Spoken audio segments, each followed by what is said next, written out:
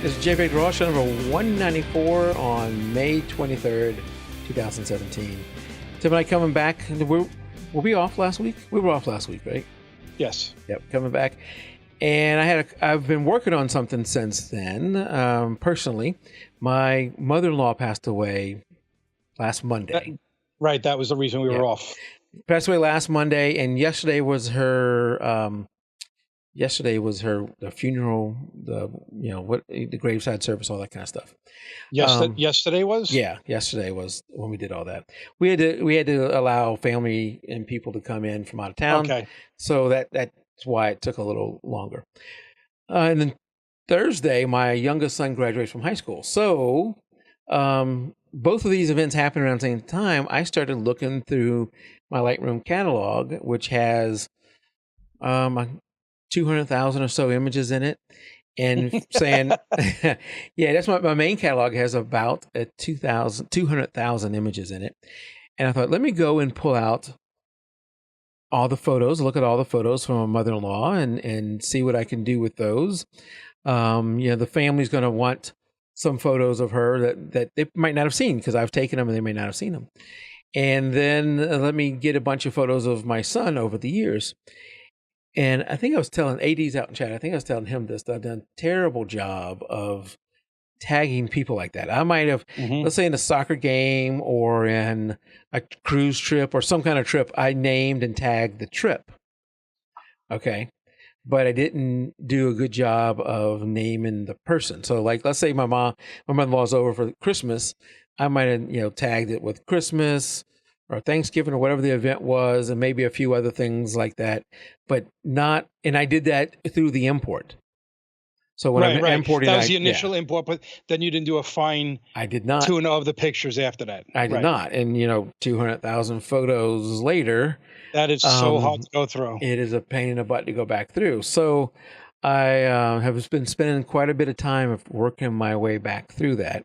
And I want to show you some of that in a little bit. Before we get to that, one thing, because AD was one of the guys who gave me a hard time about it, or just suggested it, and several other people did too. If you remember last show, I was talking about my new Nikon D500, Nikon D500, and the fact that I did not have a card reader that could read the card, XQD or whatever that thing is. XQD, yeah. I didn't have a card reader, and they said, well, Mike, you could just plug it into the USB port, and then then go and export it that way. And you don't have to wait for the card reader. But the card reader is coming in a couple of days. So I decided... Oh, you still didn't get that? No, I did. A couple of days from that show. Okay. So it's coming in a couple of days from that show. And I wanted to see what kind of speed is going to have reading from it and all that kind of stuff.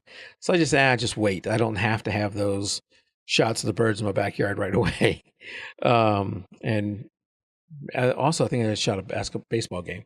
But it was coming shortly, so I was just going to wait a couple of days. But you could, in a pinch, or if you wanted to, just connect the USB port from your camera to your computer and do it that way. I have since downloaded them and everything. And Juice was out there was saying that he took advantage. I'm not sure. I'm saying he. If I'm saying it wrong, let me know. Took advantage of that Nikon sale that I was talking about and picked up a camera himself. I will say that the D500, while it is a crop sensor and has a lot of great attributes to it, the focus speed, the frame rate, the buffer, all that stuff, noise performance is not going to compete with a full frame sensor. I mean, the full frame sensor, like the 750 on the Nikon side, the 750 or the D810 are going to be better than this, but it's not terrible. It's just if you're expecting, if you're shooting with a 750, Nikon 750, and you get this for the speed, you're going to be a little disappointed in noise performance, but not bad. All right. So since then, I've also, Tim, got the Spider 5. Okay. What's the difference? So I had the Spider 3, and it was starting to act up. So you looking to see which one you have? Yeah, I have the 4. Okay. I wasn't sure which one I had anymore. And it's the Spider 5 Pro. I think there's 3 versions of it. Let's see if I can get it. Yeah, it generally is. There's the one step above this, which is the Elite, and I didn't really care about what it was doing. I would tell you that after I've done it, Um, the I don't know if it made a lot of difference in the color. It did make a little bit. What it has done is the screen is much less bright Hmm. because the monitors I have now were calibrated, but I built that new system for this, remember? Hmm. And when I built the new system, I didn't recalibrate the monitor, so they were back to whatever setting they were at. Okay. Yeah. And so I needed to recalibrate it with the new system. And I guess it was much brighter. And for brightness, you can kind of tell with the histogram where you're at. But it takes me a little while to get used to how much darker that screen is versus the screens that are over here on my left that are not calibrated at all. Have you? I calibrate both of mine, but I care about my left one. That's what, if I'm going to edit pictures on, it's one on my left. Okay. But how often do you? How long? I guess the question is, how often do you set your Spider to require you to recalibrate it? 1 month. I think I bumped mine up to 2 months because I never did it at the 1 month mark. Then I'm going to give you another thing that this may be a night of things that Mike is just learning that everyone else already knew. And that's fine. But one of the things I always had trouble with these, spiders or whatever, I almost hate to admit this because you guys are going to laugh at me. AD, you're not allowed to laugh if you're still out there listening. But when you hang it over the top of your monitor and it sits, so it's hanging over the top, you got the counterweight on the back side. Right. For the adjustment. Yeah, okay. you got the device itself, up against the monitor. If you just let go, it kind of just sits there and it's not flat against the screen. Right, and that annoys the heck out of me. I sit there with my finger up against it. Okay, good. I'm not the only one because I have a way to fix that. Oh, good.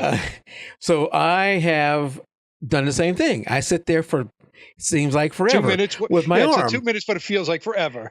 Well, I think it's longer than that when it goes through the whole color thing and whatever. Your hand sitting up against it, your arm gets tired, you swap and you do the other one, and you're sitting there the whole time while you're doing that. Making sure you don't cover up the light sensor on the other side either. Yeah, and he'll hold it against it. And then I figured out the trick that AD just said.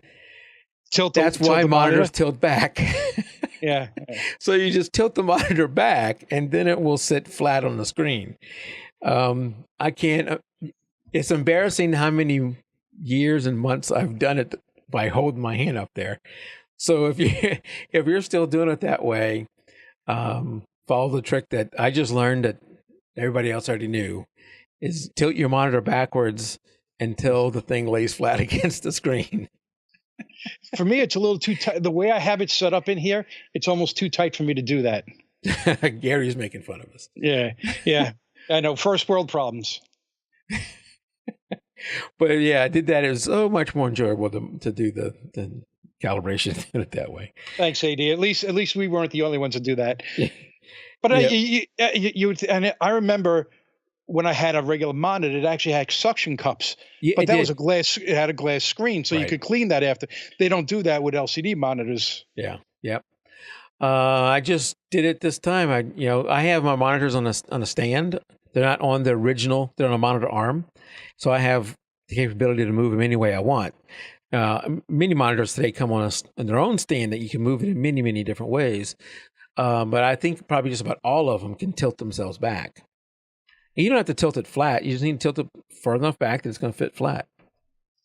And I'm going to have to try it. But if I do that, my camera will be pointing to the ceiling. And well, yeah, don't need to do that. In my situation where I have so many monitors around me and they never line up perfectly straight, I think these monitor arms kind of twist a little bit after all this weight gets on them. I have to keep a little level that I move around on different monitors because they all look like they're bending some way. And AD, if you've watched AD and I on the photo review show, he often talks about an image having tension or pressure, whatever it is, when it's leaning. And I feel like I got that all over the place. So I'm often using this and moving around to make sure all the monitors are straight and level. Well, it's because you have, you up to 18 monitors now? No, I got 8 here and the one behind me, which apparently won't come on tonight. So that's whatever. It's the ones back there supposed to be on. All right, so let's talk a little bit about Lightroom Faces. So going back to what I was looking through all these photos, and I started going through the photos, and first thing I went to, let me pull up Lightroom real quick and move over to that. Yeah, I want to see if you do it the same way I do it. Where do I have that web page? Here. Yeah. So first off, this is Lightroom on my second computer, so it may not have everything my main one has, so I don't even know how many images it has in here. So first thing I did is I went to the main all photos. Yeah, I just go here, all photos. This one only has 128,000 in it. I go to all photos, and this little button down here, that's the little face. I'll just press this face. Oh, oops, I got pressed. I'll just press this face and start working my way through all the photos.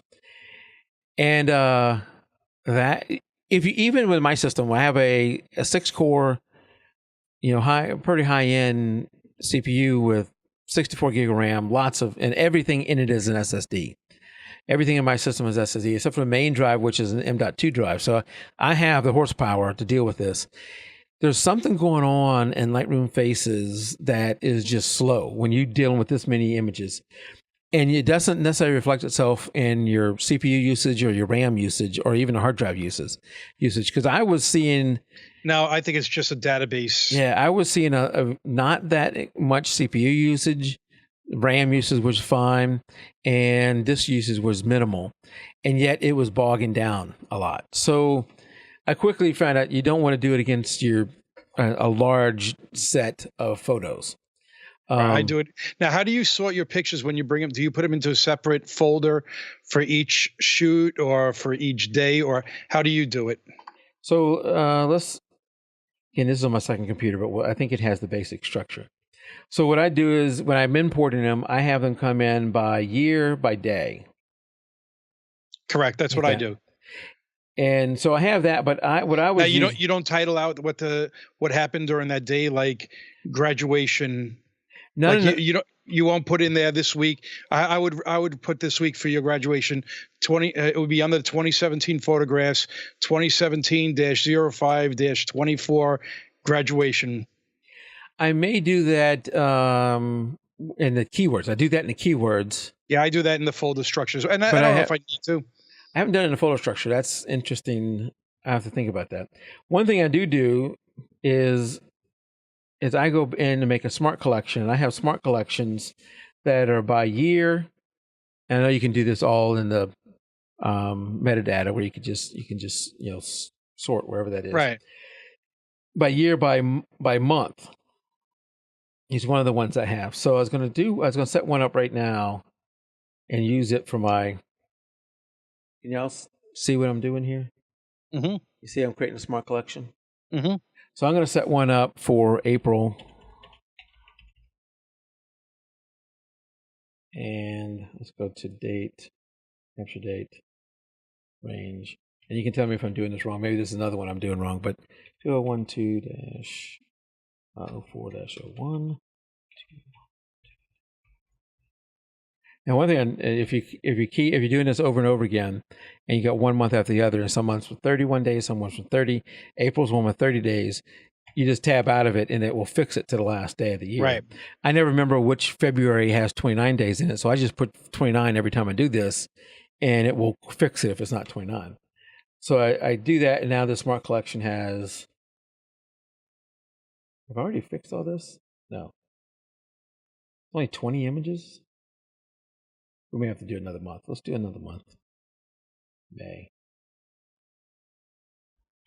The reason I put 05 in the first part is so they will sort in the right order.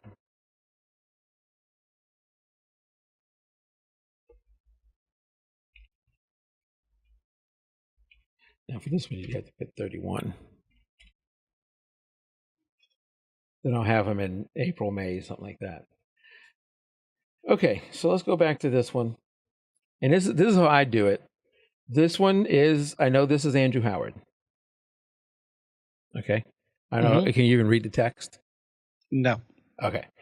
Not there. I doubt I could see it on the website either. So let me do this for you Tim, I'm going to make one change and give you the full output so you don't have to see me anymore. Okay. Okay, so this first one says Andrew Howard if you can't read it, but it says that I my could. son. When you say it, I could read that. Yes. So I just clicked the little box on him. Correct. This guy, so you run across people that you go, I don't know who this is. I'm never going to know who this is. I don't care. And I don't care who it is. So I'm going to highlight all these people, and I hit the backspace button, and it removes that quadrant of the photo that's saying, is this a face? And I don't have to worry about it anymore. I know this person. I'll type her in. And now there's this person.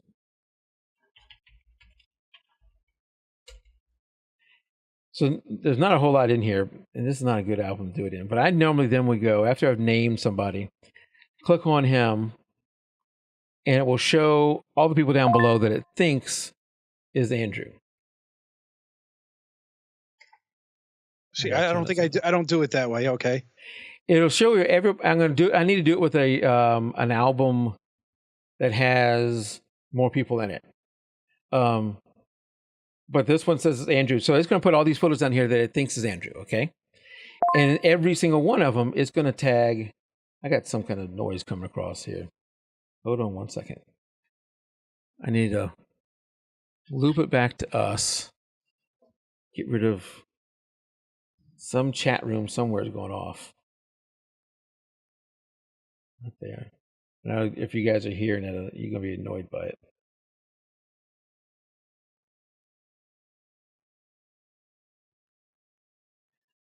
All right, let's go back to that. Everybody to put down this bottom section will have the word Andrew Howard in it. So it's going to think all of them are these people, but it will try and find the faces of just that person. So I could just click on him or drag him up and do that. But let's go to, hopefully May's got more people in it. Yeah. We're going to go to May, and that's not Andrew Howard. So, why is it thinking that that's Andrew? Oh, there's sometimes people that thinks of somebody, you look at it and say, really? So this one thinks it's Andrew. So I'm going to go through and rename the person. And let's see if I can't get a few other people. CJ. Nope. I don't know this person's name. We're just going to call him CJ. Can't remember his last name. And I'm going to do John. Now, you look at this photo that I just tagged as John Hefner, and he's not. He's not even up top anymore. That's not John Hefner. That's CJ. We'll do this guy, and then I'll come back to it. All right, he's obviously not very good focus there, and it's not as far as a photo for John Hefner. That's not one I would want to do anything with. But since it's there and it's fairly easy to do, I'm going to go ahead and it's captured his face. I'm going to tag him as John Hefner. Now let's go through. Let's see if we can get some more Kristens. All right, here you go. So I double clicked. I'm going to go back, show you that. I could just scroll through here and find all the Kristens and drag them up or rename them, or if they had the right name to it, click it. But what I'm going to do is I'm going to double click on Kristen. It's going to go through this folder, or in this case, Smart Collection that I got pulled up, and find all the ones it thinks is Kristen. Okay. I'm going to highlight this first row all the way up into this last image on the second row. Right, because that's her. Is actually Kristen. This last one here is not. And I can either just drag them up, or any one of these, just click the little check mark to it, and boom, all of those will go up. Now, I like that because that's something different that I didn't do. I like that. Now what it's done is it says, oh, I'm guessing here, not the programmer who wrote this, but what it appears to be doing is now going, okay, those were Kristen. Let me relook again. Because you see, now it's found a whole bunch of Kristens again. Right. That before I left off with an image that wasn't Kristen. So you would have thought that would have been the first image in the first row, and it's not. At least the first two rows are all Kristen. So we're going to go back here. We're going to go. And wow, we got a whole bunch of rows all the way down to here, however many rows that was. There's that girl again. A whole bunch of rows. I'm just going to go and click on any one of her. And boom, it added all those there. And it's found even more now. And I can add all those. Eventually, I think it's found one more. And now it's not found anymore. I have found where you think it's done because it's not showing any in the first couple of rows. But as you scroll down, you may find another one. Like there's one of her. That one is, of course, she's at a weird angle. I think she's playing kickball or something. That's why she's like that. And it probably couldn't detect the face very well. So I'll go ahead and click that one, put it in there. And scroll through and see if there's another one. But you had mentioned earlier how it picks up areas it thinks is a face that's not a face. Right. Yeah. Here's some Every water. once in a while. Here's some water. I do want you to notice that everything in here is labeled Kristen. It's only because we're on the tag Kristen. Right. So that in this case, I highlight the one with just the pool water, and I'm going to hit the backspace, and it's going to be gone, and I don't have to worry about it. Eventually, it'll be gone. Should have been gone. We'll do that again. Not going away. But that's the theory. You should have been able to click on it and go away. There's another Kristen. All right, you got that? So let's go back up to the top. And I can do that we'll do that with CJ. You could either just click on the person and then click on the name up here, or I found just double clicking on it. And of course, I had been clicking the X. You could just drag them up there too if you want. But as you start to get down into the images, it may get further down in multiple rows. It may get difficult to drag them up.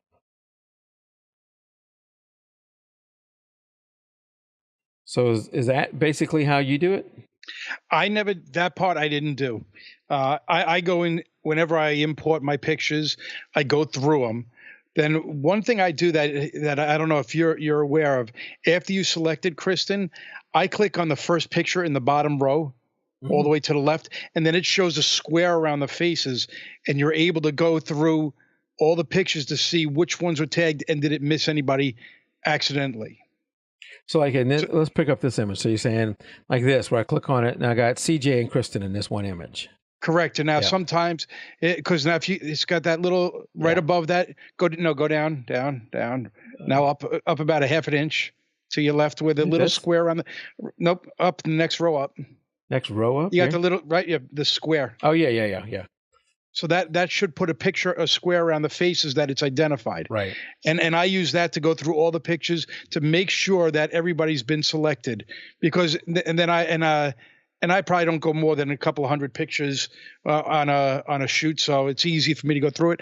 And you're right, if you don't do it right away, you're not. It is so difficult to go back on this.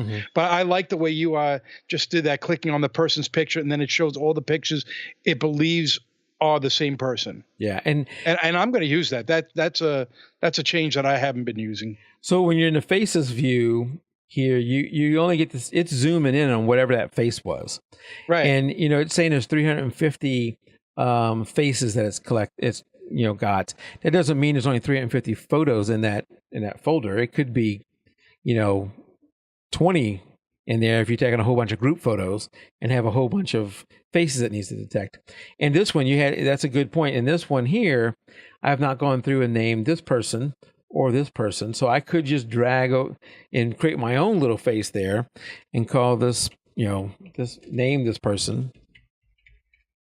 And then, name this person if I wanted to. And it's good because in that bar right above the pictures, it tells you one person selected, two unknown, or now it gives you the names of the three people right there as well. Yeah. Which is, this is a powerful, this is why I love Lightroom.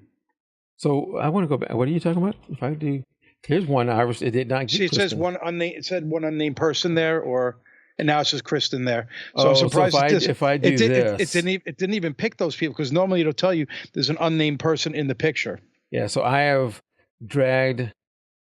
put my mouse over these two people. Oops. I've drawn a face around those two people, but now it's not.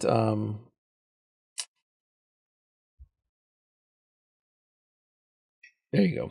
And this next one. Now it doesn't have a name there, so it's got a question mark. Right, and it says two unnamed people. It had not. The software had not identified those as faces.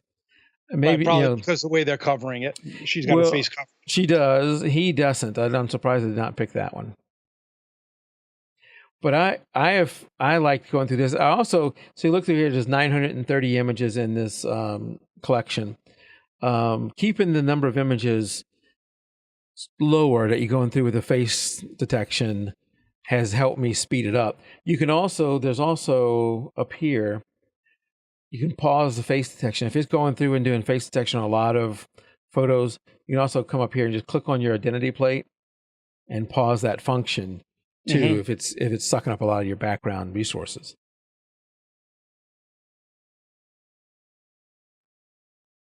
Okay. Yeah, this is something I've probably been using the face identifier for. I don't know. I guess it's in Lightroom for about 2 years now, maybe 3. And I tried it when it first came out, and it's gotten better and definitely identifies people. It's amazing sometimes when it finds pictures, because it'll find a picture of like the picture you have hanging behind you. It'll say you took a picture of yourself. It'll have the picture of your son on the wall saying, "Is this your son?" Yeah. And it's, I mean, and then you look at what Google Photos does with do you use the Google Photo storage? I do, yeah, and I think its face detection is better than Lightroom's. I really think it is as well. Yeah, as long as I'm here, and all of this work I'm doing here is wasted work, because this is in my second computer that I'm not going to use the catalog here. It doesn't have all the images in it. So I'll have to go back and retag all these. And I may have already done these months too. Oh, this one has a lot.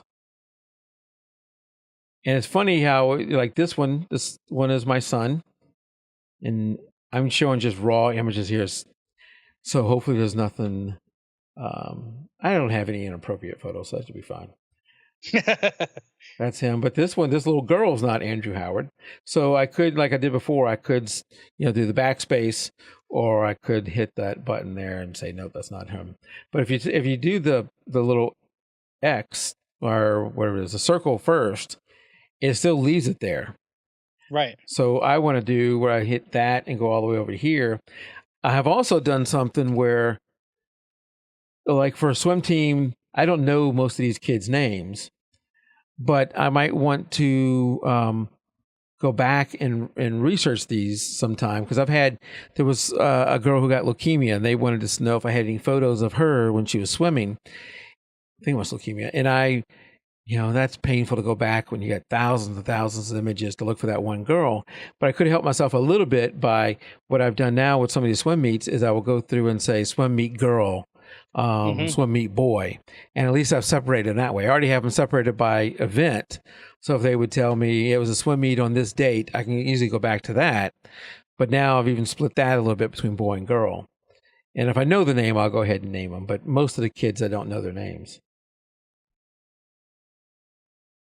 Yeah, it's hard when you have a swim meet like that, and you're taking a picture with a lot of people in the background, and it just identifies, well, who's this person, and you don't care about 90% of them. Yeah, because they're just in the crowd. Yeah. All right, so that was Lightroom Faces. That was the main thing I want to talk about tonight. I've been spending days every night when I come home working in Lightroom Faces. It's actually been a little bit fun it was frustrating at first when I started off and this computer was going so slow. I've also found something is with this machine and with the previous machine is after a little bit of use in Lightroom, it tends to get a little bit slower.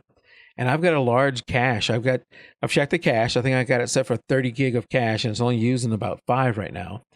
That it uses, I think, for the develop module.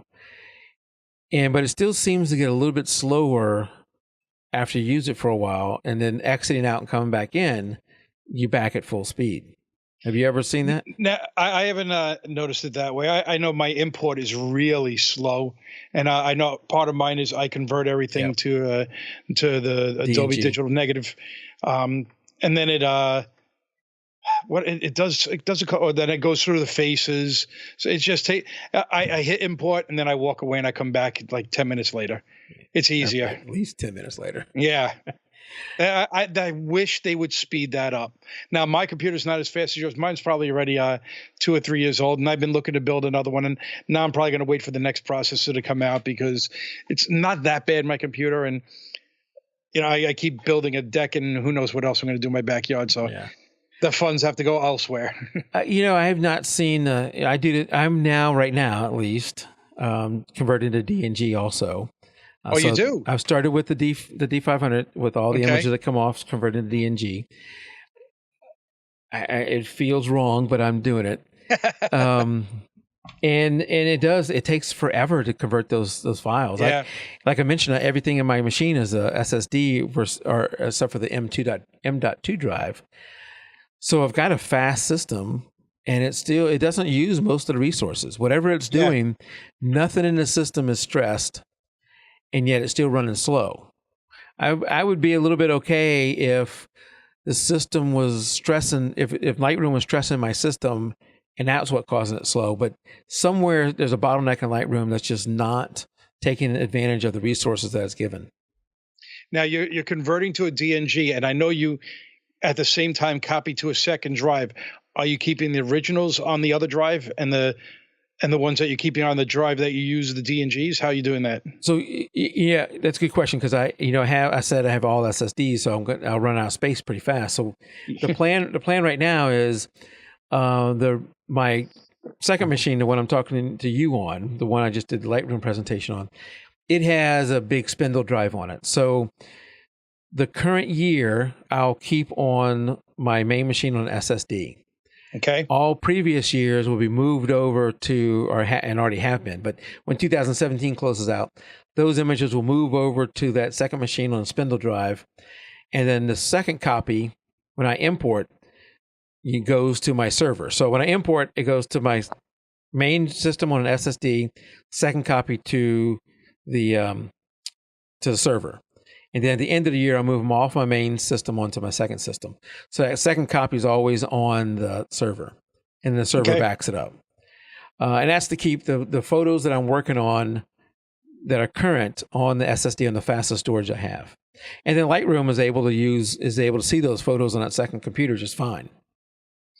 I remember when I first, I don't know when I first started using Lightroom or whatever, I had all my pictures being imported, going directly to the Windows Home server and being stored there. Yeah. And then editing. Oh, that was a mistake because editing through the network just did not work. So now everything is backed up there. And then I have a separate hard drive, which I take off property with the pictures, and I leave at my in-laws. Yeah. No, I like having the photos local to work on. If you have them across the network, it's just going to be too slow. You can work with the smart previews and edit off of that, and it'll be a little bit better. Right. But I think there's something with Lightroom is not taking advantage of all the system resources being given, because I agree. My system is never stressed by Lightroom. And I know AD has basically the same setup I have, better monitor than that, but basically we have the same system. And I imagine he's running the same thing, and I'm sure others have too. I do have it using my video card, and I've tried it with it on and off, and I think it is better with it on. Get RAM disk, put your cache on that. I do have the cache on its own SSD, so I don't have the RAM cache. And when I'm running Lightroom, it's, maybe the max I've seen it use is in the 20 to maybe a 30 gig of RAM, but I have 64 gigs, so that's not the problem. Yeah, I look at what's the Lightroom queen? What was her name? Victoria. And I go through everything she talks about for speeding it up, and I try everything, and maybe I'm just impatient. It's probably being a New Yorker. Then setting your previews setting your previews. I do the smart previews, and he said RAM disk is blazing. I guess I need to look at that. Back in the day when you were building Yeah, computers, I'm gonna have to look at RAM disk.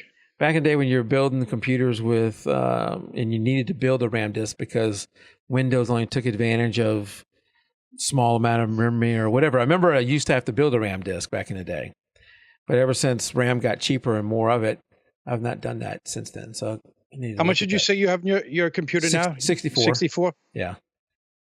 Yeah, I think I have 32, and probably when I build my next one, I'll probably go up. Well, what I was running into with 32 was Photoshop, no, not Photoshop, Adobe Premiere was using up all my RAM. And I'd run into problems every once in a while. Yeah, that's a Video editing. a hog. Yeah.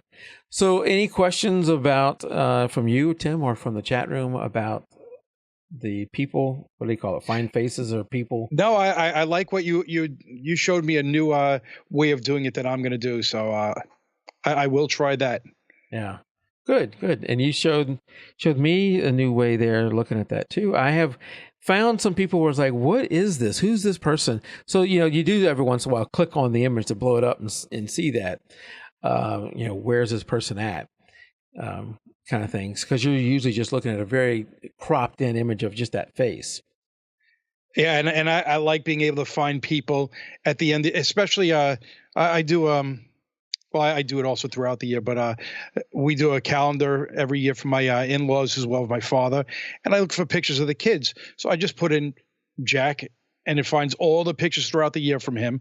And throughout the year, at the same time, I'll put a keyword tag for a calendar because I know that's something that I'm going to use, and it just goes into a smart filter.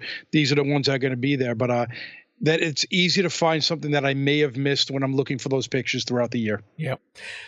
And I'm going to come back to something on that. AD says, out in chat, he says first thing, I can't go on AD. If you're out in chat, I'm talking about the Explorographer.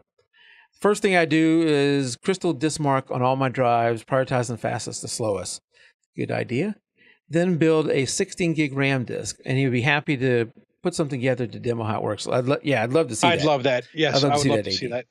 So let me cut back to Facebook. I mean, not to Facebook, to Lightroom. And you said that you're going back through your images throughout the year to see which ones you missed. This won't work on this one, but I'm going to go ahead and do it because it doesn't have current images. It won't work. But I go into my one where I've got a smart collection. These are my smart collections. To the date one. And I go create smart collection. And I go current year. And then capture date is in this year. So you're filtering on the capture date, and then you're saying in this year, and it then it'll have no images. Hey, it says there's 92. What are they doing there? Oh, I must have gone and done something that's in this thing before I converted it. So I do that, and I also do one that is a smart collection that says current. This one won't have anything. Month, and set that to end this month. I don't shoot enough to worry about needing a current week. Right. So I have a current month and a current year, and now the plan is I can go through the month, make sure I got all the faces, and then at some point during the year, go back to the year and look at that and see if I've missed anything there too. I think the real important thing is tagging pictures when you import them. That is you got to get disciplined to doing that, because that if you don't do it and you say, you know what, I'll do it after the next one, then before you know it, you got 5,000 images that you got to do, and you could have done 500 at a time, and it is just so painful, and then you don't want to do it. Yeah. Well, I know, but I'm hoping the current year and current month will help me out. I have a tendency to have a lot of mixed shots on my card. So let's say, for instance, I've got the 7200 or the 300 on there, and I'm shooting the bluebirds in the backyard, and then I come in, I flip over to like this one. This is the 35-1.8, and I flip over that and start taking some pictures of people in the house, and then I go and take something else, and then I bring the memory card in. And it's like, crap, what do I tag this? I could just import sections. Import these bluebirds, keyword on Bluebird, tag name, I name the shot, whatever Bluebird, and then go back through into another import of just the people and then another import of whatever topics are. You can do it that way. I get lazy and tend to just do the whole import all at once and then have to go back and tag them the way I'm supposed to. And that's where I usually fall behind. In theory. Yeah, I usually fall behind that way. Yeah, so AD's point. Yes. Let me go back to that. So yes, I do that. So I was showing how... And the way AD's talking about it is the way I do it. Let's go find faces. That's why I'm just not seeing what I wanted. So here's... Bring back Lightroom on the screen, though. Yeah, that would be helpful. Here's this again. So these two are Kristen. I mentioned before. Do I have... Yeah, I have Tracy. But let's do Kristen. This one's Kristen. I could just hold down. This one's Kristen. If they're together, I can hold down a shift key and just do it. But if they're a separate, let's find another, if there's another Kristen. I guess it doesn't really matter because I'm not going to keep this, but there's another one. So I've tagged all these as Kristen, and then I can just take these images and drag them up to the Kristen that's here, let go, and all those went up to Kristen. Right, and that works well whether the name beneath the identified person is correct or not. Yeah. Putting it into the, and that's how I do it. Now I have found sometimes where I've accidentally got somebody into a group. Let's go to CJ. See, probably don't have any messed up. Yeah, all those are CJ. But let's say, for instance, I thought this one. Oh crap, that's not CJ. That's John Hefner. I can just click on his name, John Hefner, and hit enter, and then that image will be gone out of CJ. So if you make a mistake and add them in there, you can move it over. Like in this case now, I have this guy who's not John Hefner is John Hefner, so I'll move him back. Do that. And this John Hefner, so again, going with what AD was talking about, these first two are John Hefner. I'm going to click, and this third one is John Hefner. Actually, as I go down, this one is, and this one is. All right, all of those are John.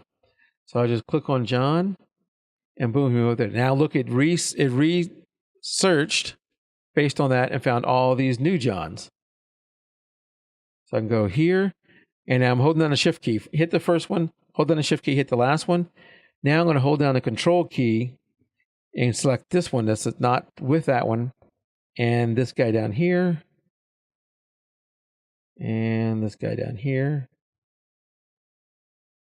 That may be it. And since oh no, there's another John. Yeah, at the bottom right. That's actually probably the only one that's in focus of all these. I can at any time as I'm going through these and finding more Johns. Since I'm in the John person, John Hefner here, all of them are named John. I can just click on this John. All the ones I've highlighted now are moved up in our John Hefner. And look at it, found some more. Again, all this is wasted because this is not an active catalog. Yeah, I found one more, and I'll just drag them up there. So I'm liking working in the people, not module, people, whatever you call that, view, people view of the library. Yeah, I agree. I mean, I've been using it for a while, and it's helpful. That's what it's meant for. Now, if you go and look at, let's go and look at my keyword list. Here's what I think it's done, though. Let me go back and look.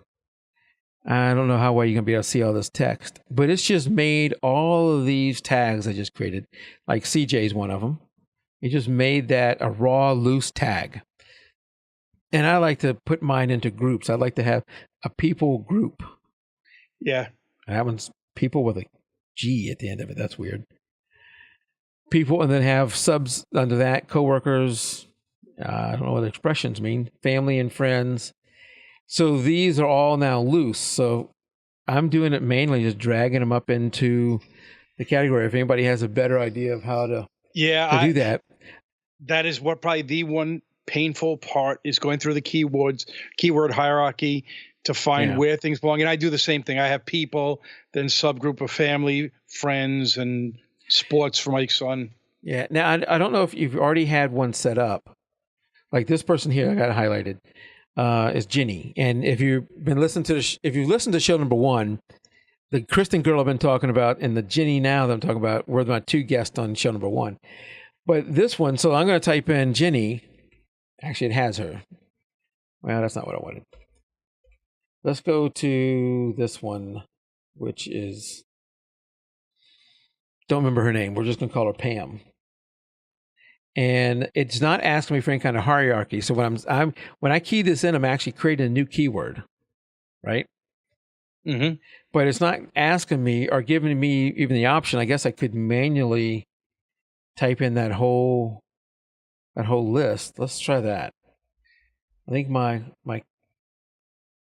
it's 05-people. 05-people.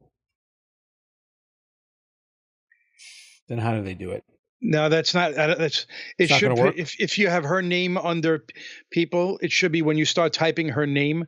And sometimes if you haven't used the name in a while, it doesn't find her name. And that's probably one of the things I don't like about it. And that's why I think I have probably names all over the place. But no, I'm thinking if I set this up new. So let's go to, how does that work? Some AD is probably going to correct us out there in a second.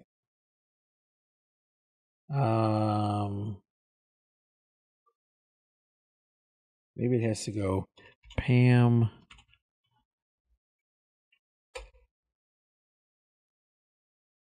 What just happened? Oh, I just messed it up completely. My 05 people's gone.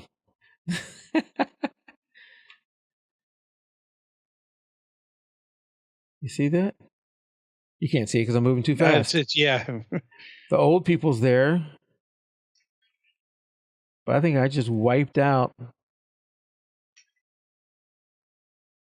the whole group. The group I had called 05 people is gone. Did it go into some other sub? It might have. What's in 04 location? There's Control this. Z. There, 05 people. There it is. Yes, but it did not. Oh, yeah. So okay, what I wanted to do was go Pam, and I did that. Yeah. So that Control Z. Whatever I'm doing there, don't do that. Control Z. Oops. Control Z. Control Z again. What I was trying to do, if you're trying to figure out what I'm trying to do, what I was trying to do was create a new name that automatically went into the hierarchy of the tagging naming convention I wanted to do. And the way I was doing it, somehow I was given a command to delete all the names that I had. Oh, you know what it probably was? These guys are probably already names underneath my 05 coworkers. And so when I did whatever I did to this person, it got rid of that whole category, the whole tag hierarchy. So everybody who had a name that was under that was moved off. That's why that's why some people were staying behind and one of them wasn't. So I should have a 05-people. Where would I put that?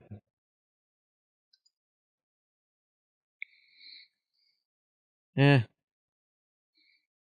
know I'm scrolling through too fast for you to read, but I don't want you to have to look for it. Somewhere there should be a tag 05 people, but it's somewhere else. Anyway, I have to come back and try and figure out how to create a new tag on the faces and on the whatever they call it, the faces, and have it go into the hierarchy I want it to. Whatever I was doing wasn't working. I'll Google it later on. All right, any This looks annoying. It's only annoying because I was messing it up, Gary. It's actually very useful, and I'm getting a lot of joy out of it in doing that. But it's only because I've messed it up. I guess the question is, does everybody in chat use something along these lines? Because I think majority of people use Lightroom, I would think. Yeah, does anybody in chat, do you guys use it or not use it? The Faces, the Find People, or whatever it's called. All I know is I look at my face, and I obviously got a little sunburn out in my backyard today. You did? We'll have to wait a second. AD uses it. The Explorographer uses it. And I'm sure he's much better at keeping up with it than I am. Yeah, I'm sure he is. Oh, Gary doesn't use it. Gary doesn't use it? Yep. I'm also using this on a smaller monitor I'm used to, so everything looks... I'm not seeing as much data as I want. This is only showing like 3 thumbnail rows at a time. I usually get more. What's the largest monitor you have in front of you right now? I think it's just a 27 or 20. That's a nice size. Mine's 23. Oh, yeah. I think I got 2 27s in front of me, if I'm not mistaken. That's nice.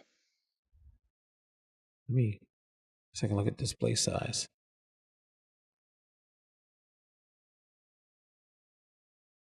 I better not mess that up while we're streaming. I don't any family pictures. You know where I wish I would have done this, Gary? I do some family pictures. Back when I was taking a lot of sports photos, you know, it only took me a couple of games into the season of my kids, sports of my kids, of each one of their teams. It only took me a couple of games into it to learn every kid's name on a team. Right. Because during practice I was helping out, and during the game I was taking photos. And it tended to be toward the end of the game, I'd make we'd have the team party, and I'd have a slideshow that was playing in the background while we were eating and everything. And when I went to do that, I often would find, crap, I don't have enough images of this one person. Right. There's one kid. So as the years went on, I got better at that and knew that, hey, I don't have enough of this one kid. These last couple of games, I'm going to really focus on that kid. And if the ball just rolls in front of him or her, if the ball just rolls in front of them, I'm just going to take a bunch of photos so it looks like the kid was doing something. So, you make it look like they've done more than what they did. If I use this Faces thing, I would have had a much better handle of how many of each kid I had. I'd been done better at tagging them, I think, than what I did do of it. The downside is right now what I'm doing is whether it's their faces in focus or not, I'm tagging them. And that may, in the example I just gave, that would not give me usable photos. I'd have a lot of tags of them maybe, but not of usable photos of them. Gary says, I started shooting when I was 55. Yep. All right. Well, that was the main thing I wanted to go over tonight. I am still going through all those months, the months where I took a boatload, thousands, tens of thousands of photos. I'm going to have to find a way to parse them even further, because I think when I get over 20,000 photos in a month that I'm looking at, it just gets to be too many images for at least in my system, for the Find Faces thing to keep up. It also feels like it's a never-ending project going through all those faces. Mm-hmm. Yeah. All right. Any kids are grown and gone? Yep. My youngest graduates Thursday from high school and then is off to college in a couple months. My youngest goes to kindergarten next year, and they're going to be like, oh, look, Grandpa's bringing his granddaughter to school. Yep, Grandpa's bringing his kid to school. My son will be a sophomore in high school, and my daughters are going to be in kindergarten. Yep, you timed that well. Oh, yeah, yes. Timing. Yeah. Well, let's go ahead and wrap this up. If you came in late and want to catch the first part of the show, we do record this and we have it available on iTunes, YouTube, and Vimeo. We're also available on Stitcher, Spreaker, iHeartRadio, TuneIn, Podomatic, Podbean, and Google Play Music for the audio version. And it should be out there by hopefully this weekend. I did forget one thing, Tim. Let me show this. So we had 3 finalists, and all the votes are in for the April contest. Yeah, I'm a little bit behind. Now you didn't share that with us, right? No, all the votes are. The last vote came in today, and I've tallied them up 10 minutes before we came into the meeting to this thing. And I'm going to show you all 3 images here. Let's do that before we close out. Okay. So first up is this shot from. Let me see if I can get the name right. David. And the topic was lighting. Well, crap. I don't have this set up right. There we go. His name's not showing up great. David Putzio. Maybe I can put him somewhere else. Yeah. No, I showed up on mine perfectly. Okay. So you got that. That's one of the images.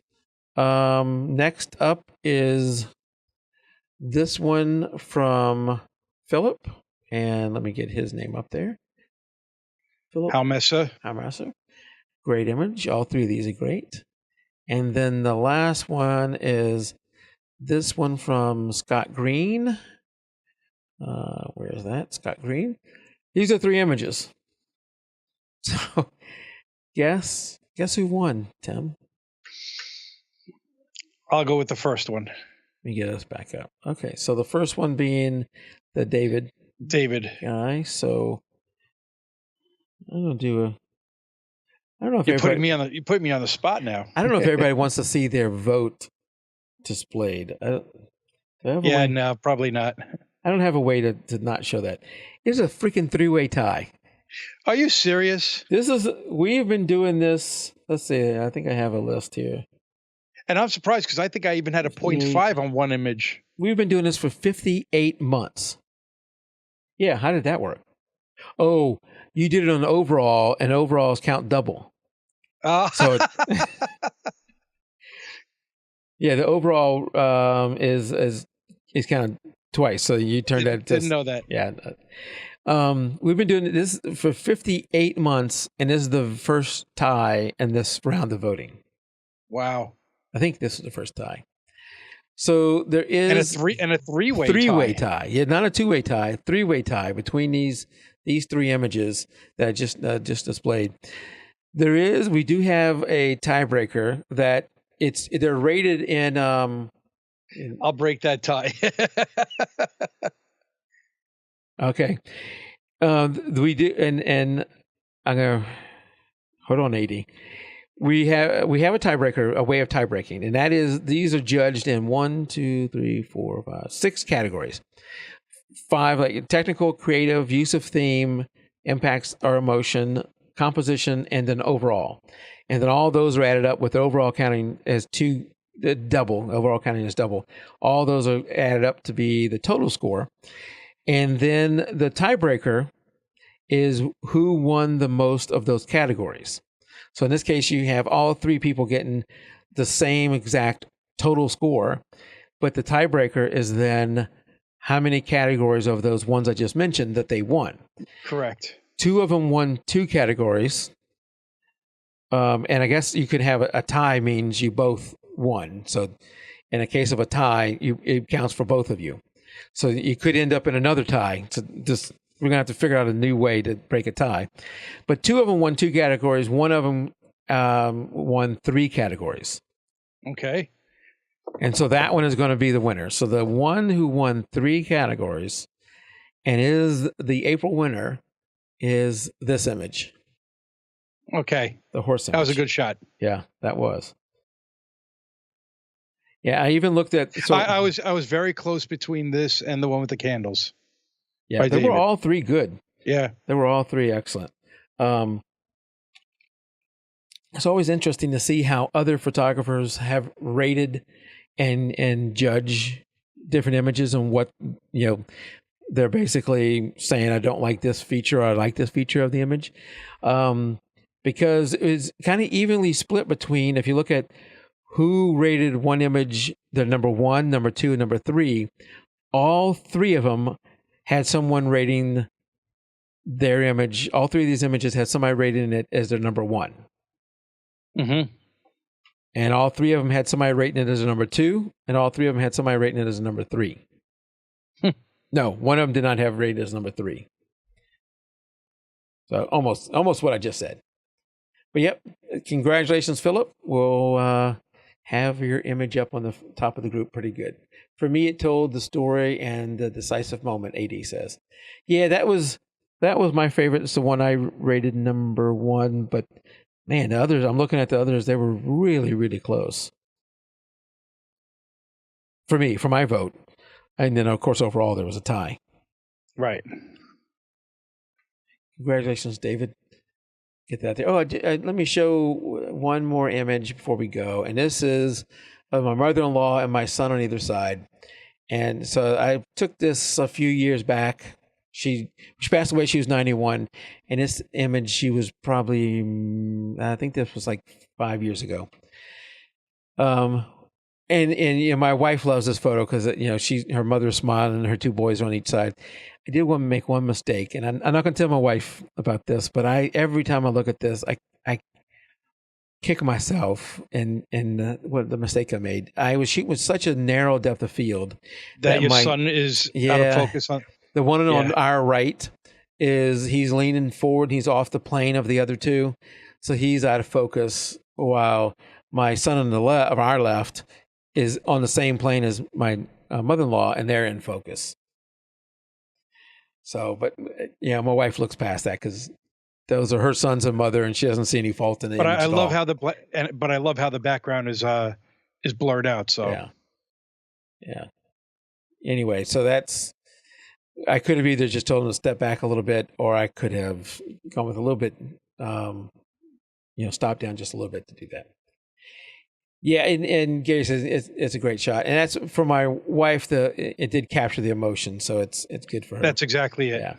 Yeah. All right, well, that is it for me for the live show. Hang out for just a couple of minutes of post show, and we'll see y'all next time. Good night, everybody. Keep it raw.